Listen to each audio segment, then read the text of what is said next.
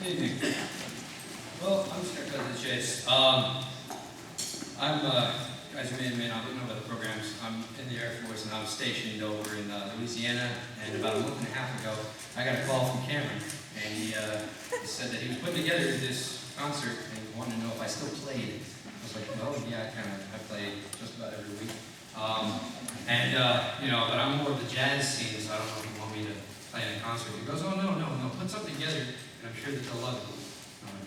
That means a lot of them. So I figured, as you can tell, I don't have any sheet music here. I just got a list of things that I might play. Basically, so I figured it's an all-night concert. So I'll just show you guys what you probably already know. Just starting from the beginning, back in 7th grade, and carrying it through to your futures outside of high school, and maybe we can just hopefully choose, understand that classical music is not the only style of music out there, and you can be successful in any genre you choose.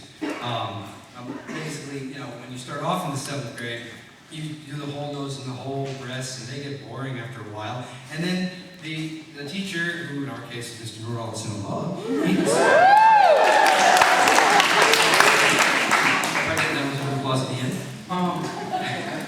occasionally they want to break the classical mood, so they try and let the students do something fun. So they give you like a TV theme song to do or a movie theme song. So in our case, in the mid-90s, that was Peter Gunn.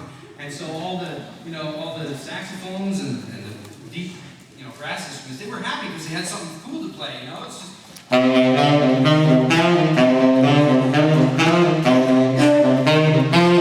they thought that was the coolest thing, and they go home to their parents, they're like, hey, Mom, Dad, look what I learned, and you play those notes, and their parents are like, all right, that's great.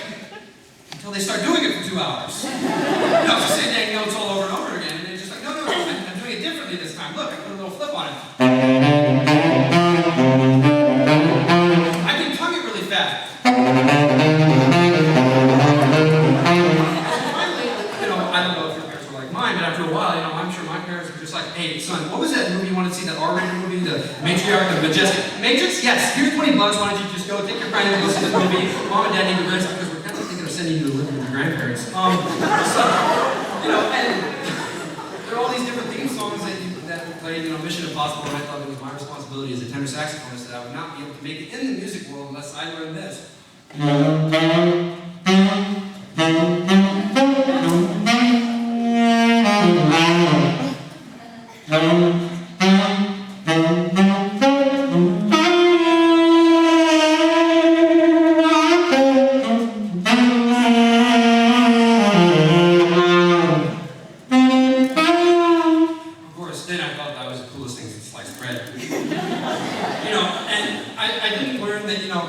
I didn't learn jazz yet, so I thought that the jazziest thing that I could do was keep the theme songs. And of course, at our house, we always played Angry Beavers, so you got me sitting there in class like singing the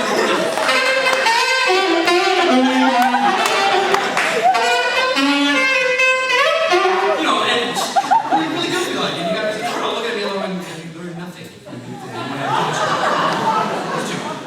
And so, but times change, theme songs change. Like I went to pick up my little sister from school at Hillside, and while I was waiting for her, this is after I graduated, and I'm waiting for her, and there's this guy sitting there with an alto saxophone. He's got guys and girls around him, and they think that he's the coolest thing in the world. And so I roll down my window to listen to what he's playing, and these kids are going nuts, and this is what he's playing. SpongeBob SquarePants! And these kids are going nuts. I'm like, he's really a rock star? Are you serious? I mean, it gets to that point where, you're in 9th grade and your parents are hoping you learn more stuff, and you come to them with that little thing like, hey, Mom, Dad, look what I learned.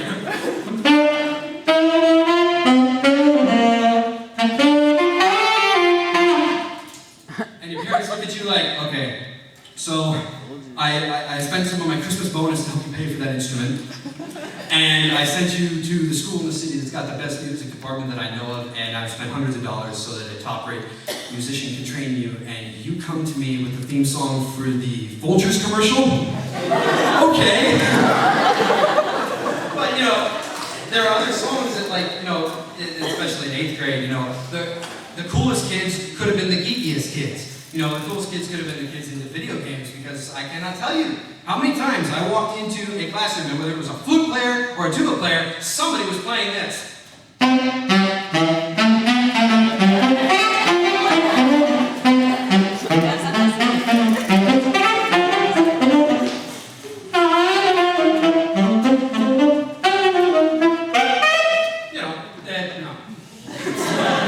a while it gets annoying. But you get to high school, and you notice that you don't just play in concert bands, you know?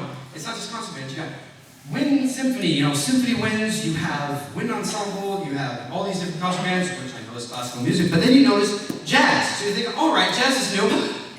Marching band.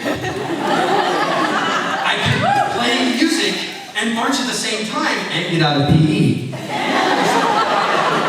That's the coolest thing in the world. My parents told me I'm asthmatic, I might collapse on the field, but it's okay.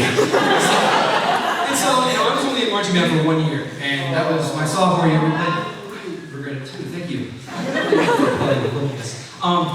So I was in it for 1 year, and that was the year we did the Gladiator show.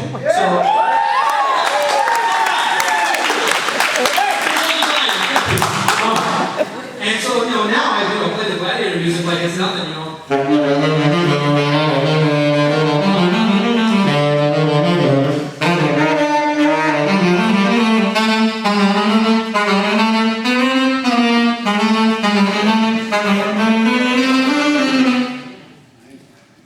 Now that I think about it, I was in drumline that year. I have no idea how I just played that.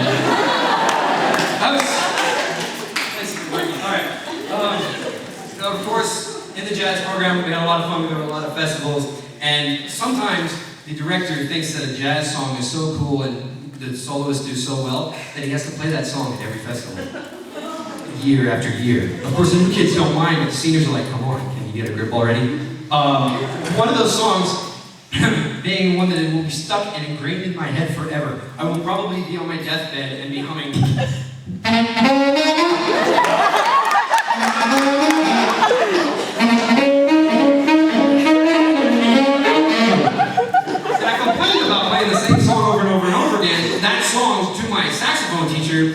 Except my saxophone teacher was the saxophonist in Gordon Goodwin's good band, so it really didn't make much difference. It's like, what's wrong with that song? I play it, make a living.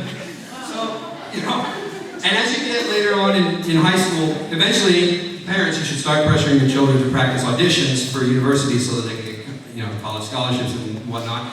And my parents were pressuring me to master classical music as well as jazz, and I was fighting them every step of the way because I love classical music. It's such soothing music, and I love it. I just hate playing it. I don't like to obey the rules on the page. So I walked into my audition at Cal State Northridge, and I'm supposed to play Scherzo in C, and it's supposed to sound like this. You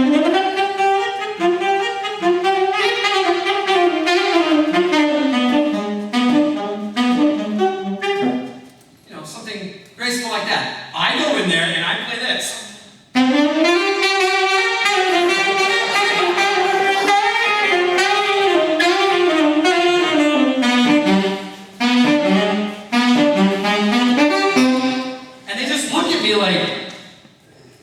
I'm both impressed yet not. And you know, it sucked because I didn't go to Harvard on the Hill or Moorpark, and I actually got kicked out of a wind ensemble class because I refused to play with a concert style. You know, day after day, and I didn't make it, you know, widely known. I put little, you know, grace notes on something, or you know, maybe give it some vibrato when I really shouldn't, or play an octave higher when I wasn't supposed to. Something a trumpet player would do. Yes, that means you break. So you know, they kicked me out of this class. Non-refundable credits, by the way. Didn't get my money back. But